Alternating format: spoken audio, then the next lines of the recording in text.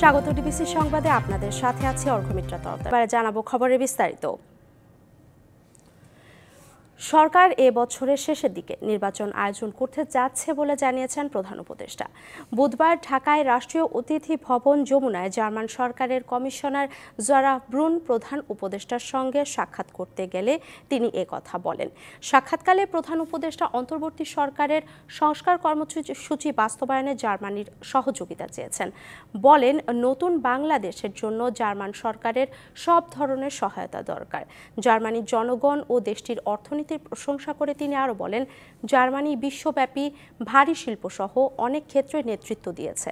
জার্মানির সঙ্গে ঘনিষ্ঠ সম্পর্ক রয়েছে বাংলাদেশের, তবে ভিন্ন মাত্রার একটি বিশেষ সম্পর্ক গড়ে তোলার কথা জানান তিনি। যারা ব্রুন সামাজিক ব্যবসা ও ক্ষুদ্র ঋণ সম্পর্কে ধারণা নিতে বাংলাদেশ সফর করছেন। তিনি অধ্যাপক ইউনুসের নেতৃত্বের প্রশংসা করে বলেন, তার নেতৃত্বে বাংলাদেশ সমৃদ্ধির পথে এগিয়ে যাবে। বৈঠকে প্রধান উপদেষ্টার কার্যালয়ে এসডিজি বিষয়ক মুখ্য সমন্বয়ক লামিয়া মোর্শেদ উপস্থিত ছিলেন। 7 বছর পর আজ হতে যাচ্ছে বিএনপির বর্ধিত সভা, যেটিকে দলের ছায়া কাউন্সিল হিসেবেও দেখছেন অনেকে। এই সভার মধ্য দিয়ে সারা দেশে একটি নতুন জাগরণ সৃষ্টি করতে চায় দলটি। গুরুত্ব পাবে দেশের চলমান পরিস্থিতি, ত্রয়োদশ সংসদ নির্বাচন, দলীয় শৃঙ্খলা, মিত্র দলগুলোর সঙ্গে সম্পর্ক অটুট রাখা সহ 4টি ইস্যু। এই সভা মাইলফলক হয়ে থাকবে বলে জানাচ্ছেন বিএনপি নেতারা।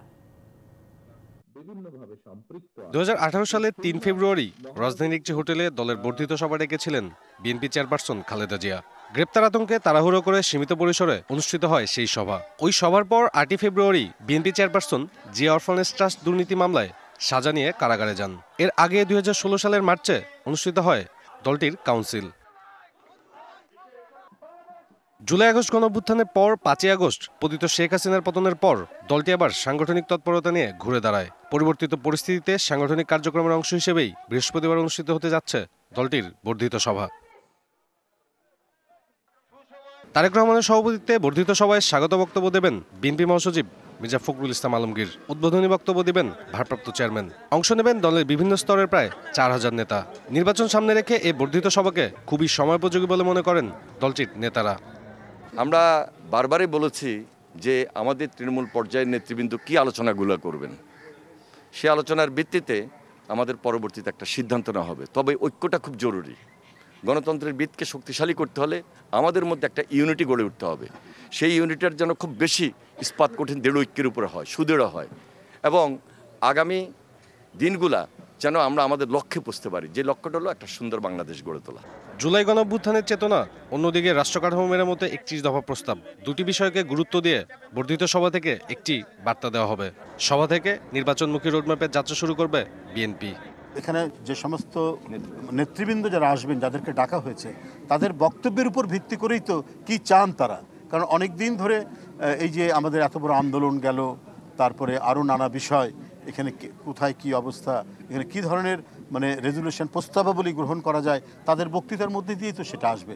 এবারের বর্ধিত সভার জন্য সুদৃঢ় ঐক্যই রুখে দিতে পারে সকল ষড়যন্ত্র, স্লোগান নির্ধারণ করা হয়েছে। নেতারা বলছেন, সভায় তৃণমূলের নেতাকর্মীদের মতামতকে প্রাধান্য দিয়েই পরবর্তী কর্মসূচি নির্ধারণ করবে বিএনপি। সাব্বির রোজ, ডিবিসি নিউজ, ঢাকা। জাতীয় সংসদ ভবনের এলডি হল প্রাঙ্গণে আছেন সহকর্মী সাব্বির রোজ। তিনি জানাবেন বিএনপির বর্ধিত সভার বিস্তারিত। সাব্বির, কেমন দেখছেন আয়োজন, কি বলছেন নেতাকর্মীরা, তাদের আশা কি বর্ধিত সভা নিয়ে, জানাবেন আমাদের। ধন্যবাদ অর্ঘ।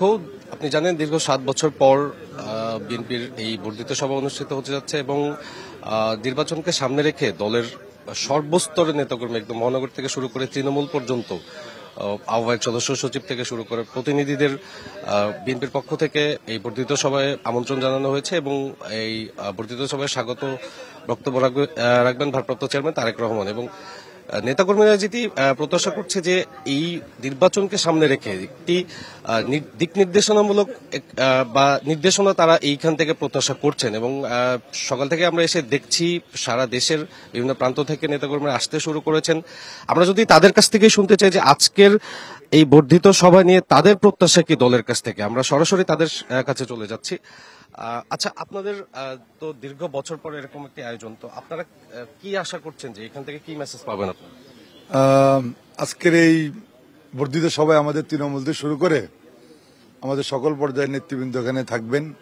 আমাদের দলের ভারপ্রাপ্ত চেয়ারম্যান জনাব তারেক রহমান বক্তব্য দিবেন।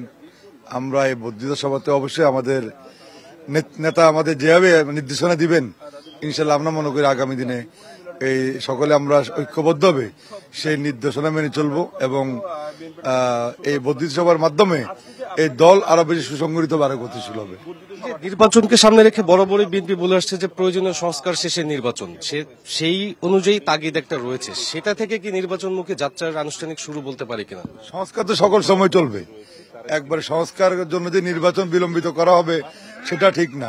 সংস্কার চলবে, পাশাপাশি নির্বাচনের প্রক্রিয়া দ্রুত করতে হবে, কারণ একটি নির্বাচন প্রক্রিয়া যদি দ্রুত সম্পন্ন না করে আবার তো ফেসিবাদের দোসররা মাথা চালা দিয়ে উঠবে। তাই আমরা মনে করি একটি নির্বাচন সরকার প্রয়োজন, তাই নির্বাচনের দরকার। আপনাকে অর্ঘ্য, আপনি শুনছিলেন যে সারা দেশের বিএনপি নেতাকর্মীর মধ্যে তারা একটি সুসজ্জিত ঐক্য আশা করছে নির্বাচনকে সামনে রেখে। তো সারা দেশ থেকে আসতে শুরু করেছেন। আনুষ্ঠানিকভাবে এই বর্ধিত সভা শুরু হবে সকাল 10টা থেকে। অর্ঘ্য, এই ছিল আপাতত আমার কাছে সর্বশেষ। সাব্বির, ধন্যবাদ আপনাকে। নতুন ছাত্র সংগঠন গণতান্ত্রিক ছাত্র সংসদে পদবঞ্চিত করা হয়েছে এমন অভিযোগে আজ কর্মসূচি বিক্ষোভ ঘোষণা করেছে বেসরকারি বিশ্ববিদ্যালয়ের শিক্ষার্থীরা। দাবি মানা না হলে শুক্রবার ঢাকা ব্লকেডের কর্মসূচির ঘোষণাও দিয়েছেন তারা। বুধবার রাতে রাজধানীর বাংলা মোটরে এ কর্মসূচির ঘোষণা করেন তারা। আগামীকাল সারা বাংলাদেশে সকল বেসরকারি বিশ্ববিদ্যালয়ে বিক্ষোভ মিছিল হবে আর 28 তারিখে আমাদের এই শিক্ষার্থীদের উপর যে হামলা হয়েছে ন্যাক্কারজনক, এই হামলার প্রতিবাদে 28 তারিখে ঢাকা শহর ব্লকেড হবে। নতুন রাজনৈতিক দলে থাকছেন না আলোচনায় থাকা ছাত্র শিবিরের সাবেক নেতা আলী আহসান জোনায়েদ ও রাফে সালমান রিফাত। নতুন এই দলের আহ্বায়ক ও সদস্য সচিব হচ্ছেন নাহিদ ইসলাম ও আক্তার হোসেন। অন্যদিকে বেসরকারি বিশ্ববিদ্যালয়ের প্রতিনিধিরা এই দল গঠনের বিপক্ষে অবস্থান নিয়েছেন। জুলাই অভ্যুত্থানে নেতৃত্ব দেয়া বৈষম্য বিরোধী ছাত্র আন্দোলনে ও জাতীয় নাগরিক কমিটির সমন্বয়ে গঠন হতে যাওয়া নতুন দল শুরুতেই কিছুটা সংকটে পড়ে এর নেতৃত্বের প্রশ্নে। দলীয় পদ পদবি নিয়ে দ্বিধাবিভক্তি তৈরি হয়।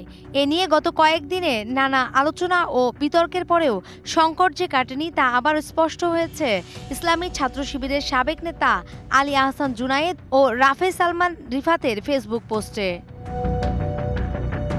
কয়েকদিন থেকে আলোচনায় ছিল আলী আহসান জুনায়েদকে এ দলের যুগ্ম আহ্বায়ক করার। রাফে সালমানকেও গুরুত্বপূর্ণ পদে রাখার গুঞ্জন ছিল। এমন প্রেক্ষাপটে আলী আহসান জুনায়েদ ফেসবুকে এক পোস্টে জানান 28 ফেব্রুয়ারি যে নতুন রাজনৈতিক দল আসছে তাতে তিনি থাকছেন না।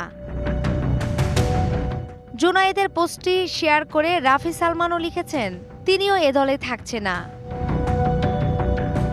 নাগরিক কমিটির মুখপাত্র জানালেন যারা দায়িত্ব পালন করতে পারবে দলের নেতৃত্বে থাকবে তারাই।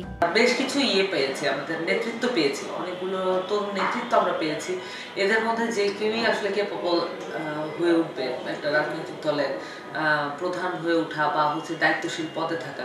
মূলত আমরা তো আসলে ক্ষমতা কেন্দ্রিক রাজনৈতিক দলকে আমরা এইভাবে দেখি না, আমরা আসলে দায়িত্ব কেন্দ্রিক দেখি। যারা আসলে দায়িত্বগুলো পালন করতে পারবেন তাদেরকে আমরা রাজনৈতিক দলে দায়িত্বশীল অবস্থায় দেখতে পাবো, সেটাই বরঞ্চ স্বাভাবিক। এদিকে নতুন রাজনৈতিক দল গঠন নিয়ে প্রশ্ন তুলছেন বৈষম্য বিরোধী ছাত্র আন্দোলনের বেসরকারি বিশ্ববিদ্যালয়ের নেতৃত্ব দেওয়া সমন্বয়করা।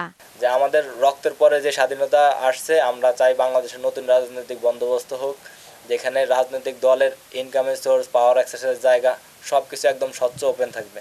কিন্তু যা করতেছে নাইটবেরা বা যেভাবে করতেছে এটা কোনোভাবেই একদম সুষ্ঠু ধারায় হচ্ছে না।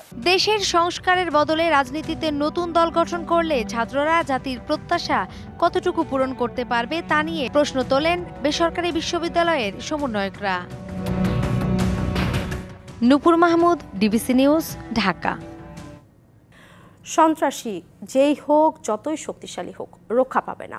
নগরীর নিরাপত্তা রক্ষায় তৎপর রয়েছে আইনশৃঙ্খলা বাহিনী। কথা বলেছেন ঢাকা মহানগর গোয়েন্দা পুলিশের অতিরিক্ত কমিশনার রেজাউল করিম মল্লিক। নগরবাসীর নিরাপত্তা নিশ্চিতে রাজধানীর গুরুত্বপূর্ণ এলাকায় রাতভর যৌথ বাহিনীর টহল ও চেকপোস্ট বৃদ্ধি করা হয়েছে বলেও জানান তিনি। বুধবার দিবাগত রাতে গুলশান 2-এ চেকপোস্টের কার্যক্রম পরিদর্শন করে এক ব্রিফিংয়ে একথা জানান তিনি আরও বলেন, সেনাবাহিনী, পুলিশ, বিজিবি সম্মিলিতভাবে নগরবাসীকে নিরাপত্তা দিতে তৎপর আছে। এ সময় রাজধানীবাসীর সহায়তা কামনা করেন তিনি। নিরাপত্তা রক্ষাতে যা যা করণীয় আমরা করে যাচ্ছি, আমরা যৌথভাবে কাজ করে যাচ্ছি নগরবাসীর উন্নয়নের জন্য, নগরবাসীর শান্তি শৃঙ্খলার জন্য, নগরবাসীর নিরাপত্তার জন্য। গঙ্গা চুক্তি নবায়নে বৈঠক করতে মার্চ বা এপ্রিলেই দিল্লি যাচ্ছে কারিগরি টিম। উপদেষ্টা সৈয়দা রিজওয়ানা হাসান জানিয়েছেন, দলটির চুক্তির নানা দিক খতিয়ে দেখবে, তবে অন্তর্বর্তী সরকারের সময়ে নবায়ন হচ্ছে না। পররাষ্ট্র উপদেষ্টার মতে দুপক্ষকে সম্মত হতে হবে চুক্তি নবায়নের জন্য। চুক্তি পুনর্মূল্যায়ন না করে শুধু ধারাবাহিকতা রক্ষা করলে দেশের মানুষের উপকার হবে না বলেই মনে করেন বিশ্লেষকরা। গঙ্গার পানি বন্টন নিয়ে 1996 সালে বাংলাদেশ ও ভারতের মধ্যে হওয়া চুক্তির মেয়াদ শেষ হচ্ছে 2026 সালের ডিসেম্বরে। গত সরকারের আমলেই চুক্তি নবায়নের প্রক্রিয়া শুরু হয়। আগামী বছরের মধ্যে তা নবায়নের অংশ হিসেবে মার্চের শুরুতেই ভারত সফরে যাচ্ছেন বাংলাদেশের একটি কারিগরি দল। আন্তর্জাতিক সম্পর্ক বিশ্লেষকরা বলছেন, চুক্তি নিয়ে যেসব সমালোচনা রয়েছে নবায়নের আগে জনমত তৈরি করে তা নিয়ে কাজ করা জরুরি। যদি গঙ্গা চুক্তির মধ্যে যেই সমালোচনাটা আছে, যারা ফারাক্কা বারাজের আশেপাশে থাকেন তাদের মধ্যেও কিন্তু বড় একটা সমালোচনা তৈরি হয়েছে। কি নতুনত্ব হওয়া দরকার, কেন পরিবর্তন করা দরকার ইত্যাদি, সেটা না করে আমি যদি এমনিতে ওই একেবারে সরকার কেন্দ্রিক কাঠামোর মধ্যেই যদি আমি থাকি, তাহলে তো আমার মনে হয় না বড় কিছু পরিবর্তন করা যাবে। পররাষ্ট্র উপদেষ্টা সম্প্রতি ওমানে ভারতের পররাষ্ট্রমন্ত্রীর সাথে দ্বিপক্ষীয় বৈঠকেও বিষয়টি তোলেন। দুপক্ষ সম্মত হলেই চুক্তি নবায়ন সম্ভব বলে জানান তিনি।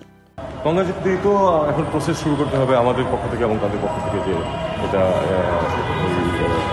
নেগোসিয়েশন শুরু করার জন্য। আবার আর যদি দুই পক্ষ রাজি হয় তাহলে এটা নিয়ে কোনো সমস্যা নেই। এটা শুধু এক্সটেন্ড করে দিলে, এটা আমরা এখন জানি না যে এক্স্যাক্টলি কি। পানি সম্পদ উপদেষ্টা জানান, দেশের মানুষের স্বার্থ রক্ষা করেই হবে গঙ্গা চুক্তির নবায়ন। তারা কাজ শুরু করে দিয়েছে এবং এই মার্চ মাসে প্রাথমিক পর্যায়ে যে ডিসকাশনটা সেটা দিল্লিতে শুরু হবে। 2026-এর মধ্যে তো আমাদেরকে চুক্তি করতেই হবে। সেই লক্ষ্য সামনে রেখে বাংলাদেশের স্বার্থ আমরা সংরক্ষণ করতে পারি সর্বোচ্চ, সেটা বিবেচনাতেই আমরা চুক্তি করতে চাইব। তবে চুক্তিটা আর আমাদের সময়কালীন সময়ে হবে না, এটা তো মোটামুটি স্পষ্ট। তবে যৌথ নদী কমিশনের বৈঠক অনিশ্চিত বলে জানান উপদেষ্টা সৈয়দা রিজওয়ানা হাসান। বাংলাদেশের নিজের স্বার্থেই আসলে বাংলাদেশকে জয়েন্ট রিভার কমিশনের মিটিংয়ের জন্য বলতে হবে। ইশরাত জাহান উর্মি, ডিবিসি নিউজ, ঢাকা। গাজায় বন্দি বিনিময় চুক্তির প্রথম ধাপের শেষ দফায় 4 ইসরায়েলি জিম্মির মরদেহ হস্তান্তর করেছে হামাস। বিনিময়ে মুক্তি পাচ্ছেন 620 ফিলিস্তিনি। স্থানীয় সময় বুধবার রাত 10টায় 4 ইসরায়েলির মরদেহ হস্তান্তরের মাধ্যমে শুরু হয় বন্দি বিনিময়। এরপর মাঝরাতে ইসরায়েলের ওফার কারাগার থেকে বাসে করে কিছু ফিলিস্তিনি পশ্চিম তীরের রামাল্লায় পৌঁছেছে। বাকি বন্দিরা কখন মুক্তি পাবে তা এখনও জানা যায়নি। এর আগে গেল শনিবার 620 ফিলিস্তিনিকে মুক্তি দেওয়ার কথা থাকলেও রবিবার এক ঘোষণা দিয়ে বন্দি বিনিময় স্থগিত করে তেল আবিব। এদিকে গাজা নিয়ে ভবিষ্যৎ সিদ্ধান্ত ইসরায়েলকেই নিতে হবে বলে জানিয়েছেন মার্কিন প্রেসিডেন্ট ডোনাল্ড ট্রাম্প।